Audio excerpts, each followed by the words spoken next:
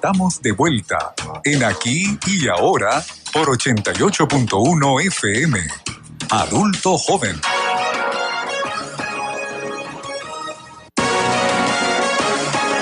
Y a esta hora, 7:34 de la mañana, nos acompaña en el estudio Antonio Ecarri. Buen día, Antonio. Encantado. Honradísimos de tenerte aquí. No, el placer es mío. Antonio Ecarri es el presidente de la Alianza del Lápiz y tiene años, no son meses ni semanas, tiene años recorriendo el país.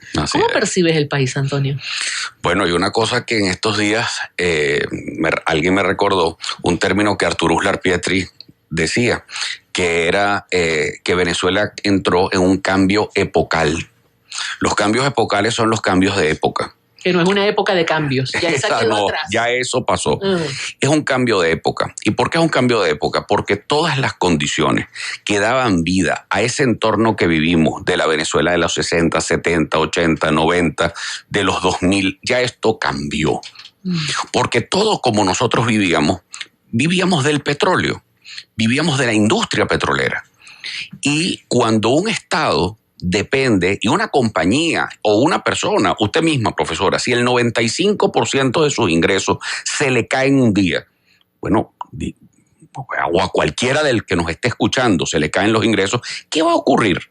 Bueno, tienes que reinventarte, tienes que hacer un cambio total y diametral. ¿Qué fue lo que ocurrió en Venezuela?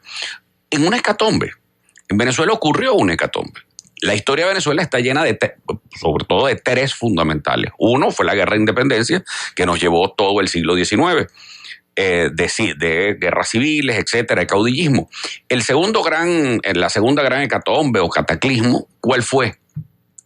La llegada de la industria petrolera, que nos hizo ser una sociedad rural a ser una sociedad de petróleo, donde mucha gente sin educación salió del campo porque nunca los habíamos preparado en el campo venezolano, se vino a las ciudades, no los recibimos tampoco en las ciudades, se crearon cinturones de miseria alrededor de la ciudad, tampoco le dimos preparación y ahora también se van y atraviesan hasta la selva del Darién. Es decir, que tenemos prácticamente 90 años de migraciones. Ahora bien, este venezolano se reinventa. Cuando el Estado quiebra, porque el 95%, perder de repente el 95% de los ingresos, por la causa que haya sido, por la mala administración, por todo lo que usted quiera, o pueden poner las sanciones, el que usted quiera, la causa que usted quiera. Eso genera un cambio en la sociedad muy fuerte, que nos ha costado muchísimo, un cambio traumático, un cambio lleno de dolor. Cada uno de los que aquí estamos, usted y yo, y Vladimir que está aquí con nosotros, mira, el que sea, el que nos está escuchando, tiene razones para que se le salgan las lágrimas. Y eso lo hemos vivido muy fuerte los venezolanos. Hay unos que se le están saliendo pero de alegría porque han mejorado tremendamente su calidad de vida. Bueno, pero eso, la verdad quizás son una minoría, bueno, una pequeña minoría. Pero los hay. Pero resulta que comienza a surgir en medio de la tempestad una clase venezolana emprendedora. Es decir, que los venezolanos en su inmensa mayoría, y te estoy hablando más del 85% de los venezolanos, dejaron de esperar que el Estado les diera algo para convertirse en emprendedores y tener su vida libre e independiente. Eso es un cambio muy fuerte, eso es un cambio de paradigma, es un cambio de vida, es un cambio de modo de actuar. Entonces, cuando eso lo llevamos a la política, ¿qué quiere decir? Que todos esos partidos, lo que conocíamos hasta el año pasado, ya quedaron obsoletos y las opciones políticas quedan obsoletas. ¿Y cuál es el reto de las nuevas y de las fuerzas emergentes? Tratar de entender a ese nuevo país. Así como le pasó en su momento a Betancur frente al gomecismo. Es decir, llegó la industria petrolera, habían condiciones jurídicas y políticas para hacer las más grandes inversiones de la historia de nuestro país, pero fue una sociedad política moderna, innovadora para su momento, que bueno, que se gana el corazón de la gente y por eso hablamos de Betancur Betancourt, de Caldera, de Villalba, de todos ellos, de Arturo Uslar, de Miguel Otero Silva, de los grandes pensadores venezolanos que además estaban al nivel de eso. ¿Cuál es el reto nuestro hoy frente a ese cambio de época y este cambio cultural? Es que el 85% de los venezolanos hoy quiere tener su propia empresa y su propio negocio. Es una cosa milagrosa. Es que el 85% de los venezolanos no quiere depender del Estado y ya no está esperando que el Estado le dé, sino que el Estado lo deje hacer. Y por eso es tan importante darle las condiciones a ese emprendedor para que su negocio eche para adelante. Fíjate qué interesante esa manera de palpar el país, ¿no? Porque esa manera de ver a la sociedad venezolana, porque yo que no me he dado la tarea de recorrer el país, de tener ese contacto directo con el venezolano, lo percibo desde lejos de otra forma. Uh-huh. A mí siempre siempre no, en los últimos tiempos, digamos, me ha calado mucho la percepción del venezolano prácticamente en condición de supervivencia. O sea, el venezolano se convirtió en un sobreviviente con la revolución bolivariana. ¿Sobreviviente en qué sentido? En el sentido de que entendió de alguna forma, de una forma muy, muy grotesca, muy brutal, que el país entró en una crisis, que el país no tiene recursos. Es que fue terriblemente traumático. Y que el venezolano tiene que buscar la manera de reinventarse para sobrevivir. Eso es ventajoso porque, digamos, alimenta la creatividad, alimenta la iniciativa, alimenta el impulso, el empuje. Claro, pero tiene un origen traumático. Total. Traumático. Y al tener un origen traumático, el desarrollo de esas facultades no son fáciles. Además tiene otra gravísima... Imagínate tú la capacidad que ha tenido el venezolano de ser resiliente. Claro, además trae otra grandísima... Eso tiene que ver con la diáspora también. Claro, además trae otra grandísima desventaja. Uh-huh. Y es que el venezolano piensa en su propia supervivencia. Uh-huh. Después, si yo te veo a ti pasando mucho trabajo, bueno, probablemente yo te ayudo, pero el venezolano pasó una etapa uh-huh. en la cual su supervivencia está antes que la del vecino, antes que la del hermano, antes que la del primo. Eso se da en algunos sectores de la clase media que ha sido de los más afectados, uh-huh. donde eso quedó así, es decir, profesores universitarios, profesionales que quedaron sin empleo, todos los que son dependientes públicos de la administración pública, quedaron severamente afectados por esa crisis, pero severamente afectados. Uh-huh. Ahora, ¿qué es lo que ocurre ahora? Resulta ser que mientras tanto, ¿te acuerdas como en la serie decía? Y mientras tanto, en las clases populares, había que siempre habían vivido en torno a la escasez, ahora era mucho más fuerte, tenían una capacidad de reinventarse mucho más rápido. También. No, es que era necesario porque, ojo, yo estoy hablando de supervivencia, yo no estoy diciendo que esto es un país próspero, ni que esto se arregló, no, esto está lejos de serlo. Pero hay un país que entendió desde las clases populares y desde la diáspora. La diáspora comenzó a informarle a los venezolanos, pues no es nada, son 6 millones de venezolanos que se fueron. Ahora, esos 6 millones de venezolanos que se fueron, ¿a dónde fueron? Estaban becados en Harvard, todos estaban recibidos con aplausos en Nueva York o en Madrid. Muchos atravesando la selva del Darién. Bueno, esos 6 millones de venezolanos que se fueron a Argentina, a Chile, a la propia Colombia, que hay más de 2 millones de venezolanos que están en Ecuador, entraron a una cosa que jocosamente le he dicho a la misión come. El que no trabaja, no come. Entonces se reinventaron y comenzaron a tener pequeños negocios. Bodegas, porque no te estaban esperando, porque cuando tú entras a Colombia, no te está esperando un puesto de trabajo. Claro. No, llegaron a Colombia y encontraron que habían otras dificultades. Y esos venezolanos que fueron llegando a otros países, bueno, fuimos viendo un cambio cultural. Yo por mi empresa tenía que ir viajando por muchas partes. Y cuando estaba viajando, cada vez que yo escuchaba a un venezolano, oye, por supuesto a mí me daba mucha emoción y se me aguaban los ojos. Pero es que todo era sinónimo de trabajo. Sí, aquellos que se habían aquella cultura que habíamos desarrollado el venezolano flojo, que si el venezolano no le gusta trabajar, que el venezolano depende de todo el Estado, que el venezolano estaba pendiente de qué elección venía para ver con quién se enchufaba, que no sé. No, eso cambió. La inmensa mayoría de los venezolanos, profe, la inmensa mayoría, ese que se fue, hoy, cada vez que tú escuchas un acento venezolano es alguien que está trabajando. Sí. Pero resulta que ese que estaba allí afuera que estaba, vamos a poner en Colombia, para no ponerlo tan lejos, y que le mandaba recursos a su familia aquí, le dijo, vamos a hacer una cosa, yo ahora te envío mercancía. Y entonces la bodega que tenían en Bucaramanga se comenzó a replicar en Antímano. Y entonces la cultura de emprendimiento que hay hoy en día en los sectores populares se fue consolidando y arraigando. Hay un sector que yo siempre lo pongo de ejemplo porque los quiero muchísimo y ojalá alguno me esté escuchando, que son el sector Arismendi en Mamera 4 en Antímano. Uh-huh. Yo me asombré cuando yo entré a ese sector, limpio, iluminado, es un centro gastronómico. Bueno, la voy a invitar para que usted vaya. ¿Qué tal? Pero es que los propios vecinos pusieron sus carritos enfrente. Puedes comer waffles, puedes comer bol de arroz chino, puedes comer hamburguesas. Las mejores hamburguesas que me he comido los hace Chincho. Chincho es un chamo que tiene 14 años, que cumplió 15 ahora. Pero es una maravilla lo que preparan con una calidad y una limpieza extraordinaria. Qué bien. Ahora, cuando tú ves ese renacer o vas a las Mercedes del Llano, donde me tocó graduar 200 nuevos emprendedores, y comienzas a ver, profesora, 200 emprendedores en un pueblo que tiene 5,000 habitantes. Ahora, ¿y cómo esa gente maneja una economía dolarizada, que no conoce, una moneda que no conoce? No lo conoce otro, ya lo conocen y la manejan a la perfección. Tú vas por la carretera entre Camaguán y los Dos Caminos, ajá, bueno, que está destrozada, pero vas a comprar una mano de cambures y ahí la tarifa está en dólares. No.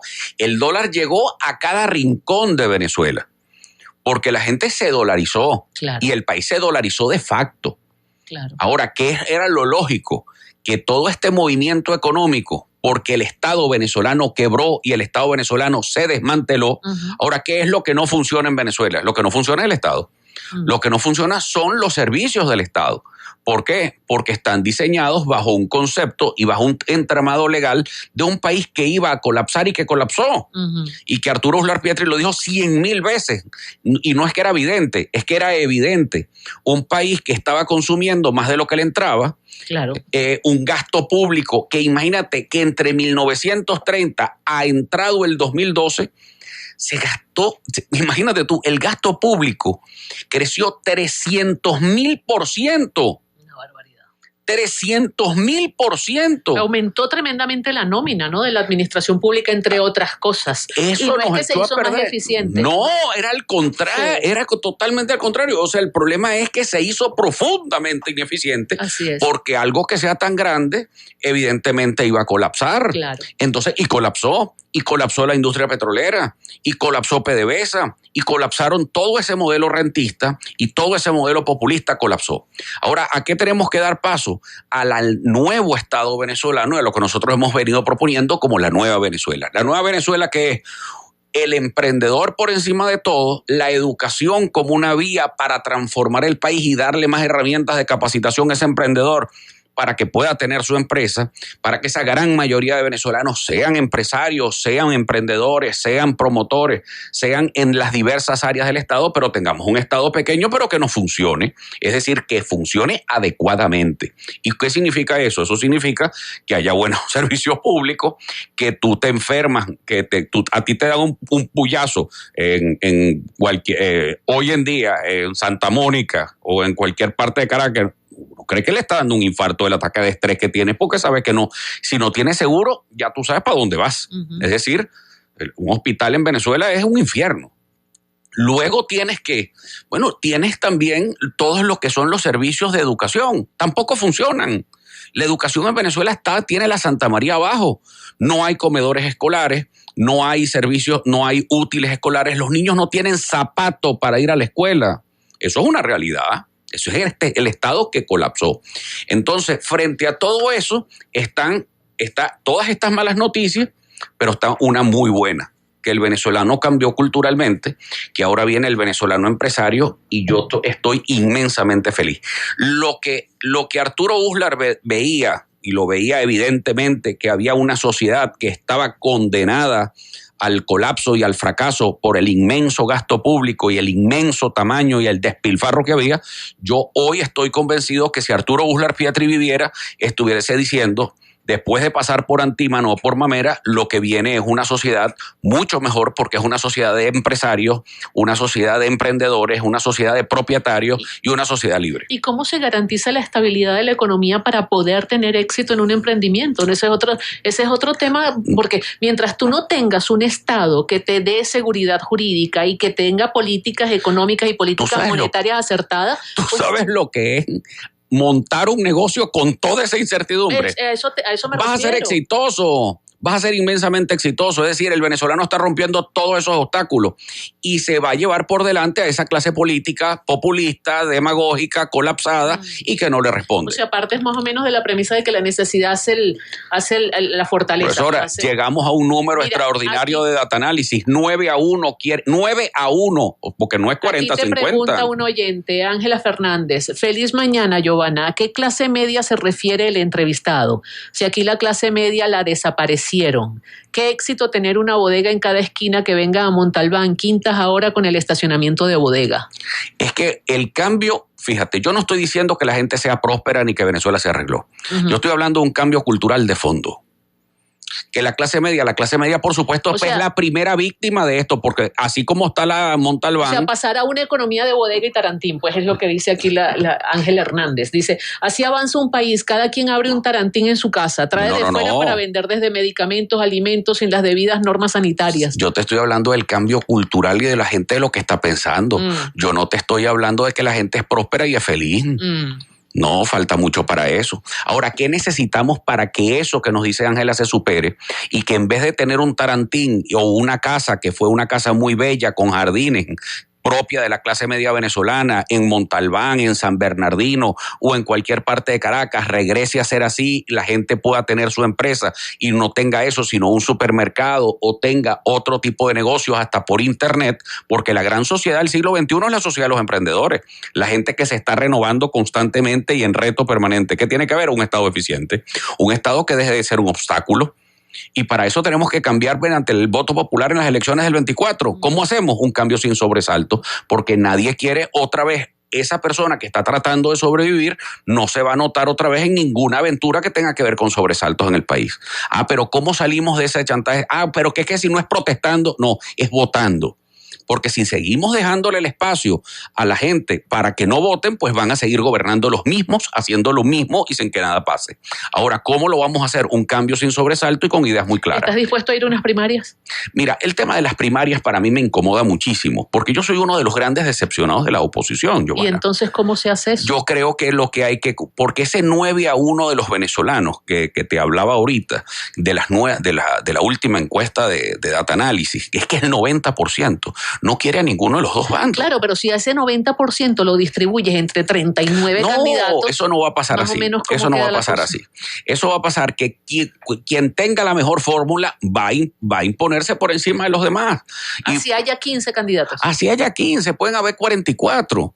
Pero lo que pasa es que los numeritos no dan, Antonio. No, si tú tienes uno por un lado y tienes 15 por el otro, los números no dan. No, porque es que no son 15, porque eso no va a ser 15, no vayan a creer, eso van a ser 2 o 3 candidatos fuertes y el resto no va, eso va a ser puro folclorismo. Pero los folclóricos también van a arrastrar votos. No, eso va a ser muy poco. Fíjate, Giovanna. O sea, no estás de acuerdo con primarias. Es que fíjate, el problema de las primarias tiene un problema.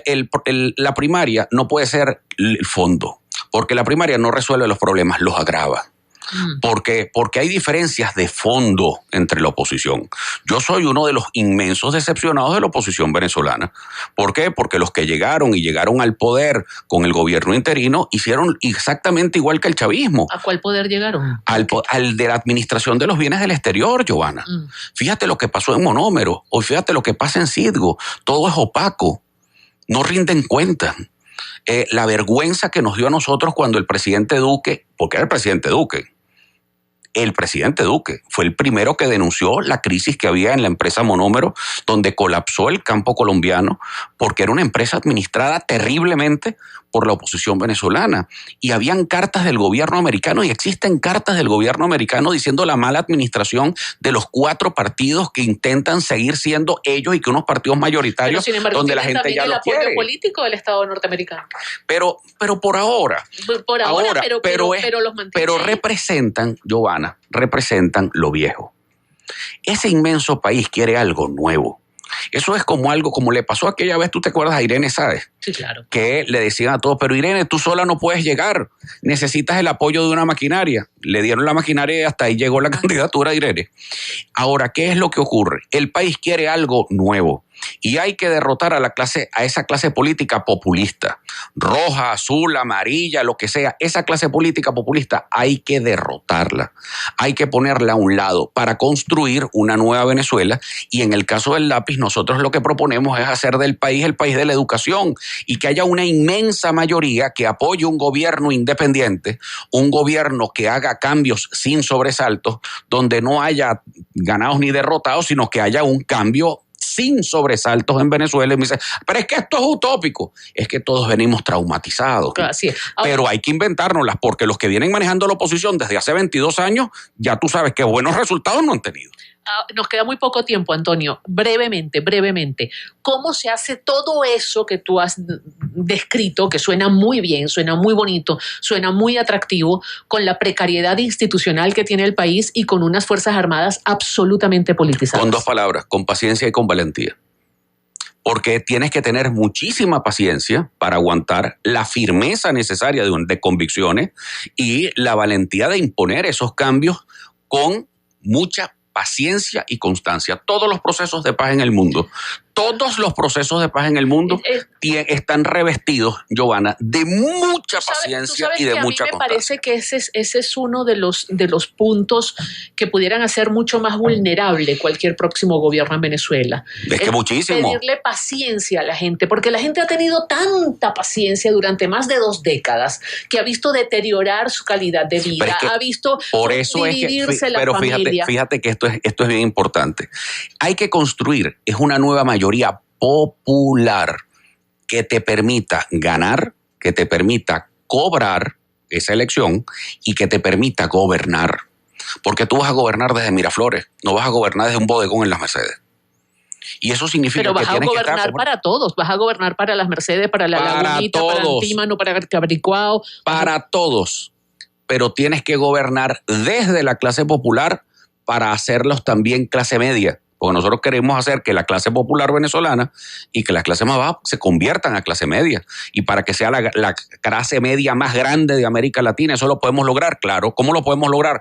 Nuevamente abriendo la industria petrolera a capital internacional, dolarizando para que demos totalmente estabilidad y que la gente pueda tener su dinero en Miami aquí sea exactamente igual, dándole las condiciones económicas para que la gente pueda seguir adelante, quitándole las cargas fiscales y más bien el Estado venezolano siendo promotor de esas nuevas ideas y por supuesto teniendo a la educación como el pivote, como el gran esfuerzo del Estado sea la educación para la capacitación, educación para que puedas tener los mejores planes de herencia para que tú puedas ser independiente. Porque la Venezuela que viene, duélale a quien le duela, chillen lo que chillen, hagan lo que hagan, Venezuela va hacia un cambio muy serio político. Nosotros en la Alianza del Lápiz queremos estar en ese cambio. Y ese cambio que viene es por una consecuencia cultural.